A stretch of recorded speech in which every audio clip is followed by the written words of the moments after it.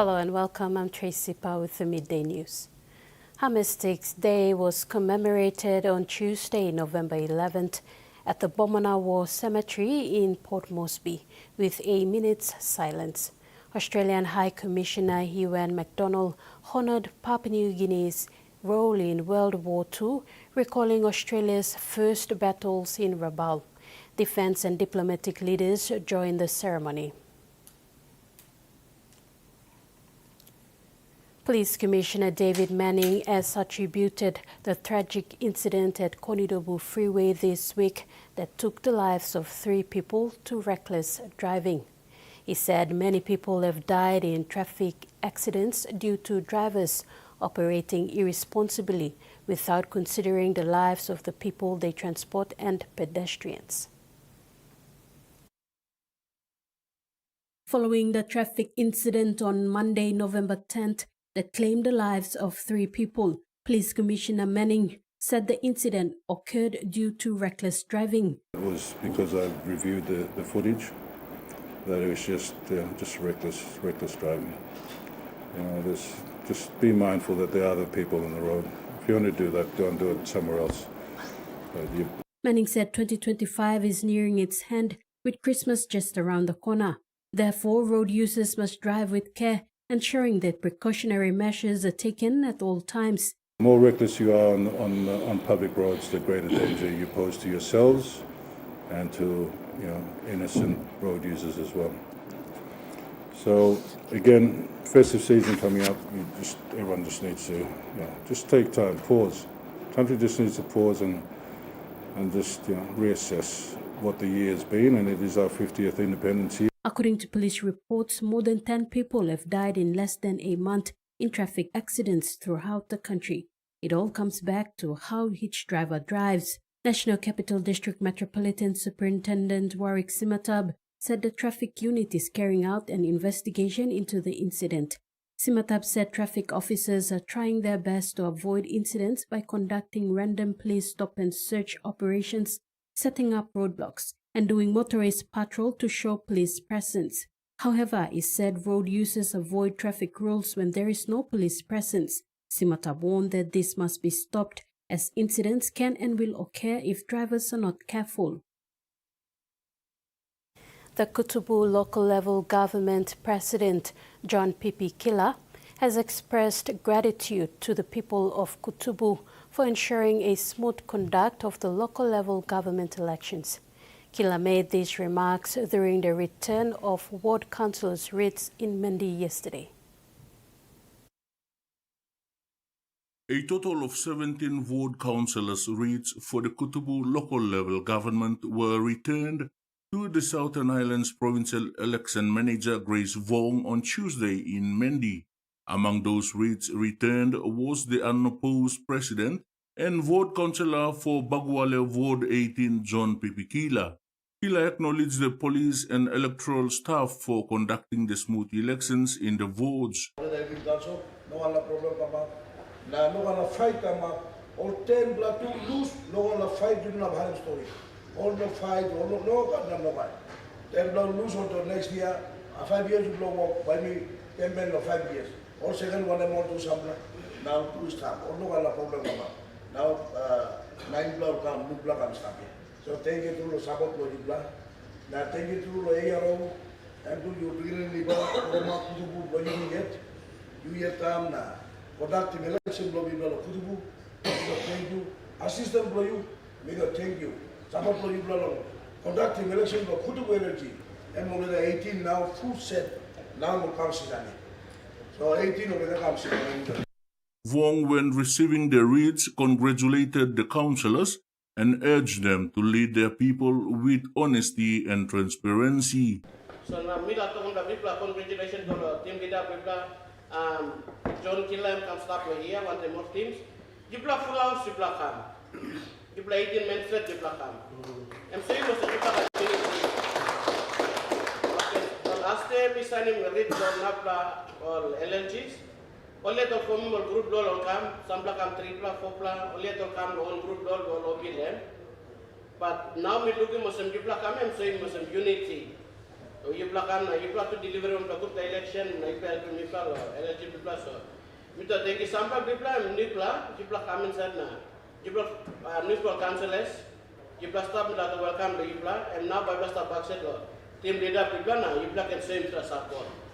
Provincial Police Commander Chief Inspector Epenes Neely also shared the same sentiment and thanked the people of Kutubu for the smooth conduct of the elections. Nila congratulate you bla leaders elect and you bla getting good bla passing long luar people bla you bla maintaining this bla kind integrity you bla got so that people of Kutubu by supporting you bla na same time look out in big bla check book bla company bla government and stuff bla. Almost 95% of the LLG elections is completed, with only a few votes to be completed by the end of this week. Freddie Mo, TVWAN News.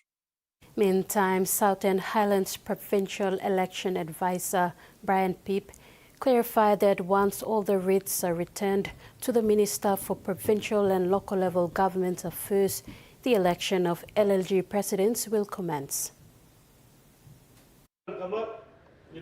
Schedule. Long by Commemoration district, conducting election, local president as well as swearing in councillors. And so for Kutubu, we had a sharp provincial advisory committee meeting on Monday. It's not an advisory committee full, but a sharp committee. We met on Monday and we will deliberate.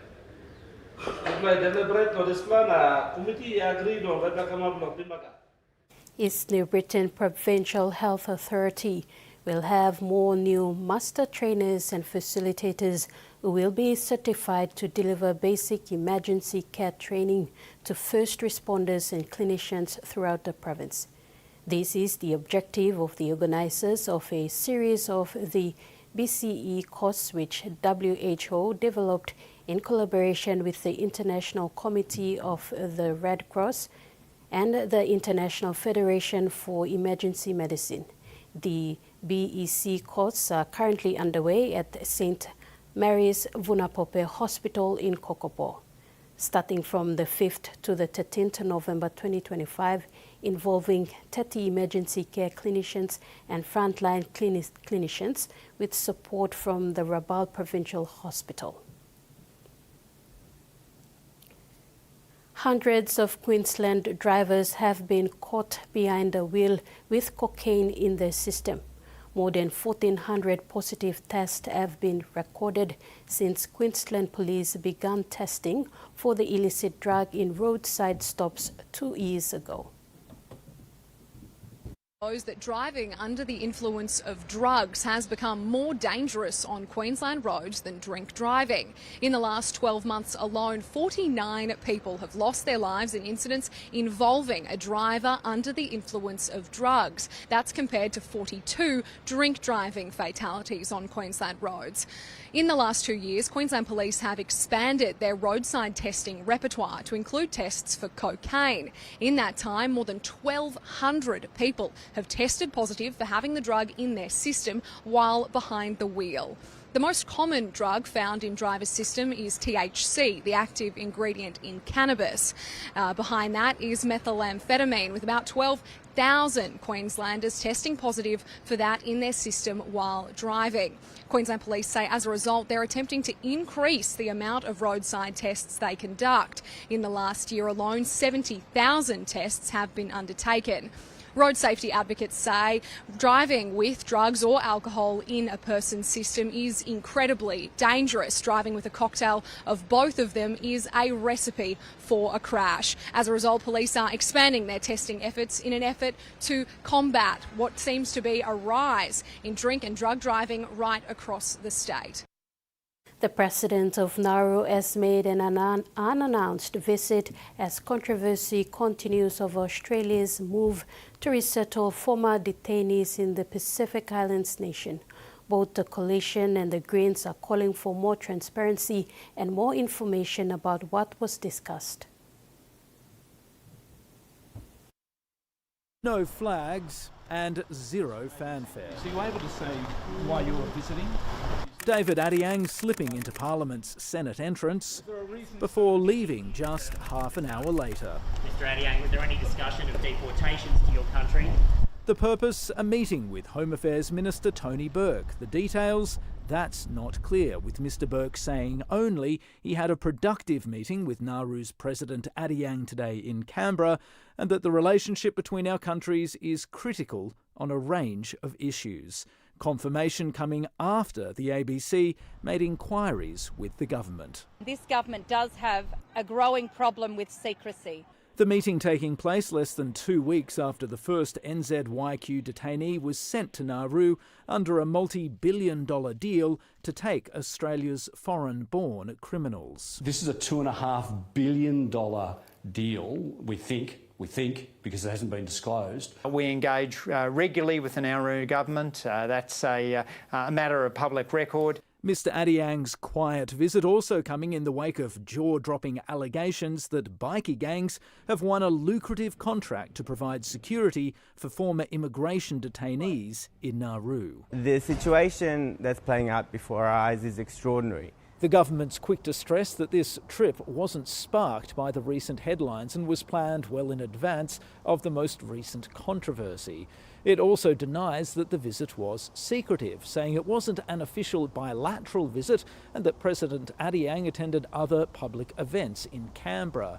But given the enormous political controversy over the bilateral relationship with Nauru and the very high-profile, very expensive deal over the NZYQ cohort, a level of political tumult over this unannounced trip is inevitable. In sports, Port Moresby Sports Events Corporate Nines Rugby League kicks off season mid-November at the Murray Barracks Field. So far, 13 teams have expressed interest in participating in the competition.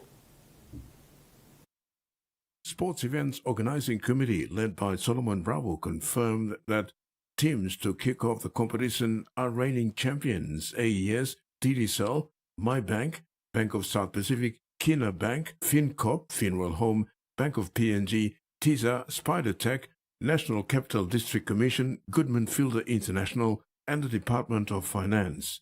A meeting was held last Monday to finalize the teams and draws.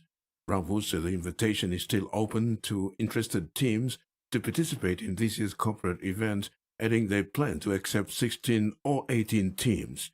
Due to the unavailability of venues by the management of respective facilities, Bravo has extended his committee's gratitude to the PNG Defence Force Murray Barracks commanding officer for accepting their request to use the facilities.